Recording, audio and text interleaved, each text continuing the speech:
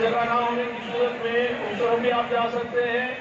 और सब्जी मंडी की तरफ से जो रास्ता आ रहा है उस तरफ से अब आप जो पुल पे चढ़ रहे हैं उनसे गुजारिश है पुल पे ना चढ़े, उनके नीचे और दाएं बाएं समय बनाए।